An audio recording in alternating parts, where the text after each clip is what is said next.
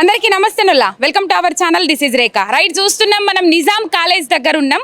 విద్యార్థులైతే ఎవరైతే డిగ్రీ చదివేటోళ్ళు ఉంటారో యూజీ విద్యార్థులందరూ ఇక్కడ బైఠాయించారు. దాదాపు 5 నుంచి 6 రోజుల నుంచి ధర్నా కొనసాగుతూ ఉన్నది. ఎందుకు వాళ్ళ డిమాండ్ లేని ధర్నా ఎందుకనంటే ఇక్కడ మనం చూడొచ్చు యూజీ పీజీ హాస్టల్కి సంబంధించి ఇది 2022లో ఇదే పోరాటం కొనసాగించారు. వాళ్ళు 19 రోజుల పాటు దీక్ష చేసిండ్రు, ఇక్కడ కూర్చొని ధర్నా చేసిండ్రు.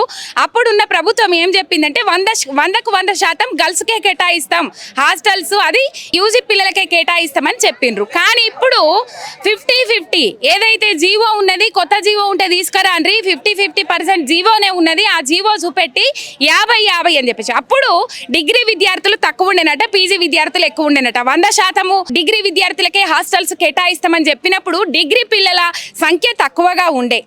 ఇప్పుడు ఎందుకు ఖాళీగానే ఉన్నాయి కదా, మళ్ళీ డిగ్రీ పిల్లలు భర్తీ అయ్యే వరకు వాళ్ళకి ఇవ్వచ్చు కదా అని చెప్పేసి ఆలోచన చేసి అప్పుడు పీజీ పిల్లలకి ఇచ్చిండట. ఇప్పుడు ఆ పీజీ పిల్లలకి ఇచ్చింది కూడా అట్లనే కంటిన్యూ చేసుకుంటా ఇక్కడ ఏదైతే డిగ్రీ పిల్లలు ఉన్నారో ఆ డిగ్రీ పిల్లలకు హాస్టల్స్ ఇవ్వకుండా ఇక్కడ చాలా కిలోమీటర్ల నుంచి నిజాం కాలేజీలో చదువుకుంటే బతుకులు బాగుపడితే బతుకుదేరు ఉంటుంది, మంచిగా చదువుకోవచ్చు, మంచి చదువు అందుతుంది అని చెప్పేసి 200-300 కిలోమీటర్ల నుంచి వచ్చి ఇక్కడ చదువుకుంటే బయట ప్రైవేటు హాస్టళ్ళల్లో ఉంటే మా పరిస్థితి ఏంది? కనీసం నెలకు 5-6 వేలు పెట్టండి, బయట ప్రైవేట్ హాస్టల్ దొరుకుతలేదు. ప్రైవేటు హాస్టల్లో ఉంటే పరిస్థితి ఏంది?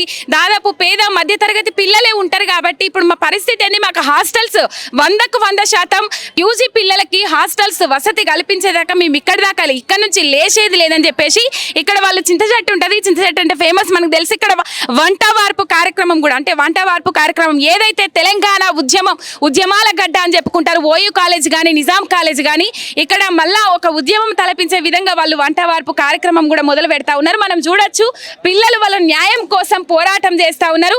5 రోజుల నుంచి వాళ్ళు పోరాటం చేసినా కూడా ఏ ఒక్క అధికారి కానీ ప్రభుత్వ నాయకులు కానీ మాట్లాడిన పాపన పోలేదు, మా సమస్యలు పట్టించుకోలేదు. అసలు ఇక్కడ నుంచి వైస్ ప్రిన్సిపల్ పొదుగాలు ఇక్కడ నుంచి నడుచుకుంటూ పోయింది, అయినప్పటికీ కూడా మమ్మల్ని పట్టించుకోలేదు.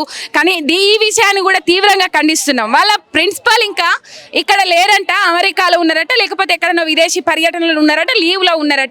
ఇక్కడ లేకపోయినా కూడా ప్రెస్ నోట్ విడుదల చేసిండట. ఏమనంటే ఇది 50-50 జీవో ఉన్నది, లేకపోతే ఇంకా ఉన్నా లేని అని చెప్పేసి ఆ కోర్సులకు సంబంధించి మాట్లాడుతూ ఉన్నారట. అట్లా కాదు, 2022లో ఏదైతే 100% యూజీ పిల్లలకు హాస్టల్ వసతి కల్పిస్తామని కల్పించిండ్రో అదే విధంగా ఇప్పుడు కూడా కల్పించాలి అని చెప్పేసి మొత్తం మీద వాళ్ళు ఇక్కడ బైఠాయించిర్రు చింతచెట్టు కింద. 5 రోజులు అవుతుంది. నిన్న రాత్రి కూడా చూసినాం వాళ్ళ ధర్నా. మనం వినూత్న రీతిలో టార్చ్ లైట్లు పట్టుకొని మరి టార్చ్ లైట్ల వెలుగులల్లా వాళ్ళు నిన్న రాత్రి అంతా వాళ్ళు ధర్నా చేసిరు. వాళ్ళకి హాస్టల్ వసతి కల్పించేదాకా 100% హాస్టల్ వసతి కల్పించేదాకా ఇక్కడికి వెళ్ళి లేచేది లేదంటారు. వాళ్ళని చూడొచ్చు మనం వంట వార్పు కార్యక్రమం. ఏం పేరు నీ పేరు? నా పేరు మానస. ఏం చదువుతున్నావు?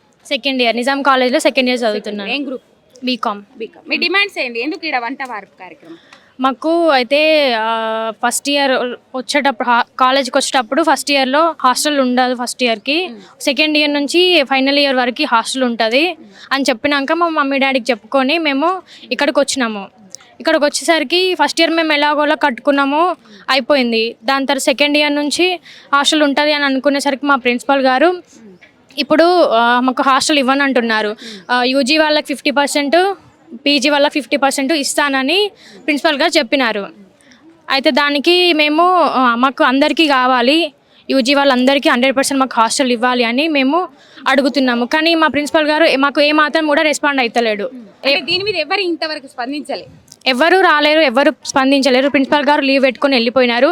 లీవ్లో ఉన్నప్పుడు కూడా ఒక పేపర్లో ఒక ఆర్టికల్ కూడా రిలీజ్ చేసినాడు లీవ్లో ఉండి కూడా. ఇప్పుడు వీళ్ళందరూ పోలీసులు వచ్చారు కదా మీకోసమేనా? అవును. అంటే తీసుకుపోయిరా నిన్న మొన్న అట్లా? తీసుకుపోయినారు. ఎందుకు భయపడుతున్నా, ఎందుకు బాధ? ఎక్కడి నుంచి వచ్చారు? జగిత్యాల డిస్ట్రిక్ట్. అమ్మ నాన్న ఏం చేస్తారు? ఫార్మర్స్. ఇంట్లో పరిస్థితి ఏంటి? అంటే నెలకి 6,000 కట్టుకోవడం అంటే కష్టమే కదా. మా మమ్మీ డాడీ ఫార్మర్స్, ఎట్లా కడతారు? కళ్ళల్లో ఆవేదన కనబడుతుంది. సెకండ్ ఇయర్కి హాస్టల్ ఇస్తామని చెప్పి ఇప్పుడు ఇక్కడికి వచ్చినాక మాకు హాస్టల్ ఇవ్వను అని ప్రిన్సిపాల్ గారు అంటున్నారు. మరి మమ్మీ డాడీ ఏమంటారు? మమ్మీ డాడీ వచ్చేయమంటున్నారు, లగేజ్ తీసుకొని ఇంటికి వచ్చేయండి, ఇక్కడ హాస్టల్ ఇక్కడ కాలేజెస్ ఉన్నాయి కదా చాలా మన డిస్టిక్లో ఉన్నాయి కదా, ఇక్కడ చదువుకునేరు అంటున్నారు. మేము అంత దూరం నుండి ఇక్కడికి వచ్చినాము, కట్టలేక అంత దూరం నుండి ఇక్కడికి వచ్చినాము, ఏదో మంచి కాలేజు అని మేము వచ్చినాము. కానీ ఇప్పుడు ప్రిన్సిపల్ గారేమో ఇవ్వను అంటున్నారు. లాస్ట్ ఏమో మా అక్క వాళ్ళు మేము లేనప్పుడు ప్రొటెస్ట్ చేసిరు. 100% యూజీ వాళ్ళకి ఇచ్చిర్రు, అది ఓరల్గా చెప్పిర్రు. ఏ జీవో కూడా ఏం రిలీజ్ చేయలేరు.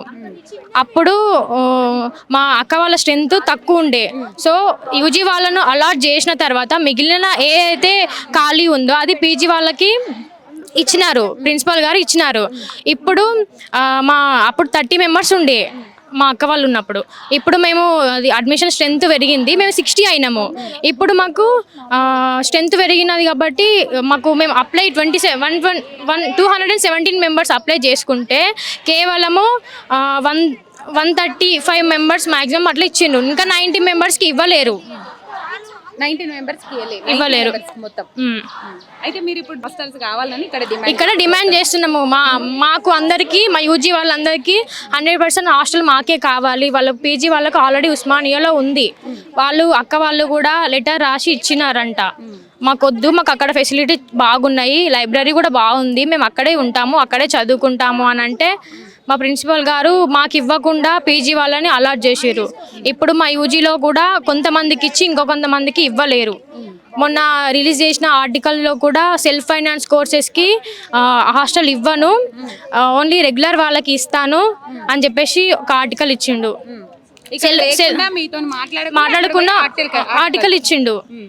సెల్ఫ్ ఫైనాన్స్ కోర్సెస్ మ్యాక్సిమం 117 ఉన్నాయి, రెగ్యులర్ ఏమో ఓన్లీ 7 ఏమో ఉన్నాయి. మిగతా 17 సెల్ఫ్ ఫైనాన్స్ కోర్స్ వాళ్ళకి హాస్టల్ ఇవ్వను అని చెప్పేసి మొన్న ప్రిన్సిపల్ గారు చెప్పినారు.